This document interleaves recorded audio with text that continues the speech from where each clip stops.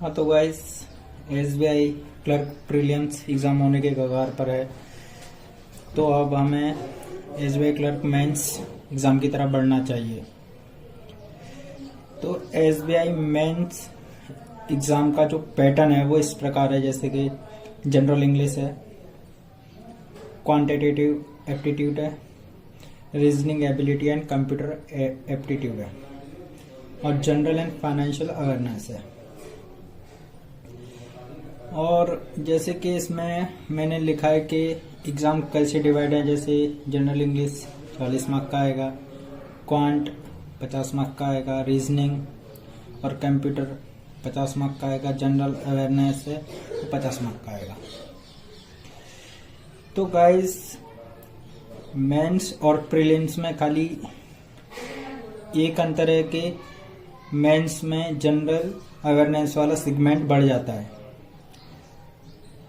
और computer aptitude का, और थोड़ी क्वेश्चन की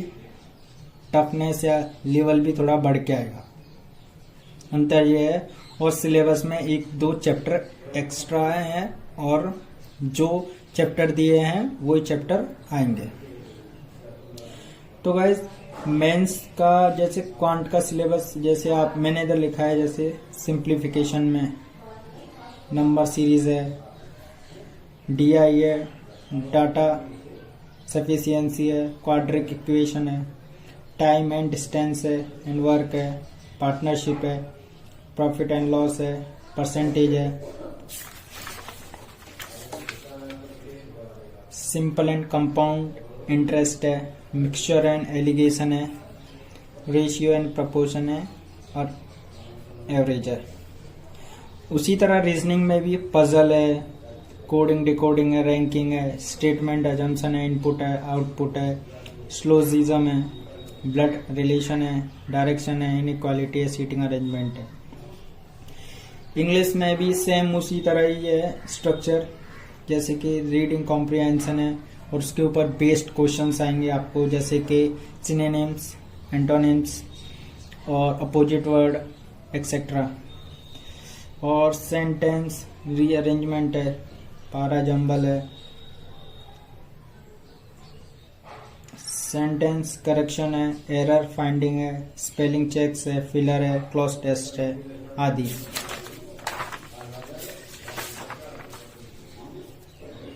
और गाइस, जनरल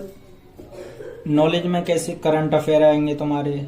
अवार्ड्स और जो ऑनर्स मिलते हैं वो हैं, बुक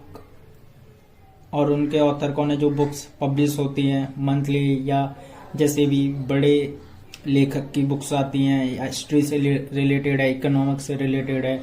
या पॉलिटिकल साइंस से रिलेटेड है आदि बुक्स। स्पोर्ट्स के क्वेश्चंस आते हैं, बैंकिंग के जो टर्म्स होते हैं, जैसे कि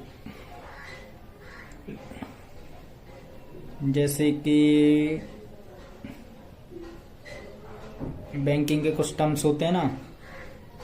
वो आएंगे। स्टैटिक अवेयरनेस है, बैंकिंग एंड फाइनेंशियल अवेयरनेस है, कंट्री है, कैपिटल है, करेंसी है, हेडक्वार्टर्स हैं, फाइनेंशियल ऑर्गेनाइजेशन से डांस फॉर्म पूछे जाएंगे, कंप्यूटर अवेयरनेस पूछे जाएंगे, जैसे कि बेसिक ऑफ कंप्यूटर, डीबीएमएस है, नेटवर्किंग है, एमएस ऑफिस है, इनपुट आउटपुट डिवाइस के बारे में पूछा जाएगा, एब्रीविएशंस और इंटरनेट क्या है। तो गाइस, हम मेंस के सिलेबस को इस तरह से कवर अप करेंगे, जैसे कि हमारा ये 1-1.5 महीने में थोड़ा कवर अप हो जाए और प्रैक्टिस हो जाए। 1-1.5 महीने में कवर अप हो जाए और प्रैक्टिस हो जाए, और ज्यादातर हम इसमें फोकस रखेंगे, जैसे कि पजल हुए, सीटिंग अरेंजमेंट हुए, परसेंटेज हुए, सिंपल एंड कंपाउंड इंटरेस्ट हुए, और सिंप्लीफिकेशन हुए, पार्टनरशिप हुए, क्योंकि ये बैंकिंग के कार्यों से मिलते जुलते टॉपिक्स हैं, और रीडिंग कॉम्प्रिहेंशन है। तो गाइस, अगर हमें इंग्लिश में अच्छा स्कोर करना है तो हमें इंग्लिश पढ़ने की अच्छी हैबिट क्रिएट करनी पड़ेगी। पहले तो हमें शब्दों को समझना पड़ेगा, फिर उसकी समझ के बाद हमें कि शब्द क्या है, शब्द को कैसे पढ़ा जाता है, कैसे लिखा जाता है, क्या है, फिर उसके बाद मीनिंग्स क्या है, फिर उसके बाद सेंटेंस कैसे बनते हैं, फिर उसके बाद सेंटेंस बन के बाद हम इंग्लिश और हिंदी का कैसे एक दूसरे से ट्रांसलेट कर सकते हैं, फिर उसका मतलब क्या होता है। ऐसे तो हम रीडिंग कॉम्प्रिहेंशन में धीरे धीरे 1-1.5 महीने में ज़्यादा नहीं पर एक अच्छी खासी पकड़ बनाने की कोशिश करेंगे, जिससे कि हमें रीडिंग कॉम्प्रिहेंशन में अच्छे मार्क्स प्राप्त हो सके। क्योंकि इंग्लिश ज़्यादातर रीडिंग के ऊपर ही बेस्ड आती है, और इंग्लिश में कुछ प्रैक्टिस करते हैं हम क्वेश्चंस की, पर हमारी इंग्लिश जितनी इम्प्रूव होगी और जितनी हम इंग्लिश को समझने की क्षमता विकसित करेंगे अपने अंदर, उतने ही इंग्लिश हमारे लिए इजी होती जाएगी। और अगर इंग्लिश को रट्टा मारने से इंग्लिश नहीं क्लियर होगी, रट्टा मारने से पास हो सकते हैं, पर एक समझ जो विकसित होगी, जैसे आगे के एग्जामों में भी कभी कभी हमें कुछ क्वेश्चंस ऐसे आते हैं कि जो समझ के ऊपर विकसित हो, समझ के ऊपर बेस होते हैं, जैसे कि निष्कर्ष वाले क्वेश्चन, कंक्लूजन वाले क्वेश्चन, ये क्वेश्चन अंडरस्टैंडिंग पे बेस है। इसके लिए हमें रीडिंग पर फोकस रखना है। और बाकी गाइस जनरल नॉलेज पे, हमें जनरल नॉलेज में करंट अफेयर पर फोकस करना है। अवार्ड्स हैं, ऑनर्स हैं, ऑथर हैं, स्पोर्ट्स के रिलेटेड क्वेश्चंस हैं, बैंकिंग से रिलेटेड टर्म्स हैं,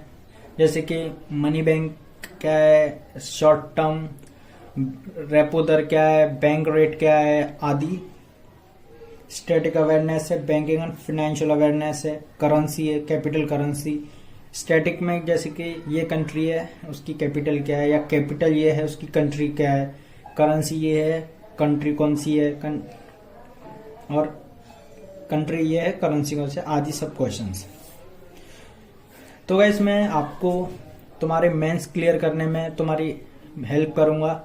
और मैं धीरे धीरे जो मेन और फोकस टॉपिक हैं उन पे वीडियो लेक्चर्स लाया करूंगा, जिससे कि मैं तुम्हारी इस यात्रा में सहभागिता निभा सकूं। तो गाइस मेरे इस YouTube चैनल को आप सब्सक्राइब कर लें और लाइक किया करें, और जिस टॉपिक को आपको अच्छे से पढ़ना है बेसिक से, उसके लिए आप मुझे कमेंट किया करें। जैसे कि आपने मुझे कमेंट किया कि परसेंटेज, तो परसेंटेज एक ब्रॉडर टॉपिक है, तो मैं उस बैंकिंग के मेंस के हिसाब से उसमें टॉपिक को कैटेगराइज करके धीरे धीरे वो बनाऊंगा नोट्स, और आपको प्रोवाइड करूंगा और आपको बताऊंगा कि कैसे क्वेश्चंस आते हैं, क्या आते हैं, क्या नहीं आते हैं, कौन सा बैंकिंग से रिलेटेड है, कौन सा नहीं आएगा। और जैसे ही इंग्लिश में भी मैं रीडिंग कॉम्प्रिहेंशन के लिए आपको एक रोज एक पैराग्राफ या वो 2-3 रीडिंग कॉम्प्रिहेंशन पढ़ा करूंगा, जिससे कि आपकी ये नहीं कि बैंकिंग एग्जाम के लिए, अदर एग्जाम के लिए भी मैं आपकी इसमें हेल्प करूंगा, जिसमें इंग्लिश आती हो, कौन सा भी एग्जाम क्यों ना हो। और मैं एक अलग तरह से पढ़ाऊंगा, ना कि एक ट्रेडिशनल या जो आजकल पढ़ाया जा रहा है कि मतलब ऐसे करो ऐसे करो, नहीं। एक ग्रामेटिकली राइट इंग्लिश पढ़ना है हमें, ग्रामर के थ्रू जाना है, और कैसे मैं आपको डिक्शनरी को मजबूत करूंगा, उसके लिए मैं आपको रोज 10-20 वर्ड्स के क्वेश्चन 10-20 वर्ड्स के मीनिंग दिया करूंगा, आपको रोज पढ़ने हैं, जिससे कि आपकी न केवल इंग्लिश अच्छी होगी बल्कि आपकी ओवरऑल इंग्लिश बोलने की हैबिट भी इंक्रीज होगी, और आपको एक कॉन्फिडेंट आएगा अपने अंदर। तो गाइस मैं इंग्लिश पे ऐसे काम करूंगा, और जनरल अवेयरनेस पर मैं खुद टॉपिक बनाऊंगा, क्योंकि ये जो सेगमेंट है जनरल अवेयरनेस का खुद मेरा फेवरेट सेगमेंट है, तो इसमें मैं अच्छे से आपको पता करूंगा। तो आप मुझे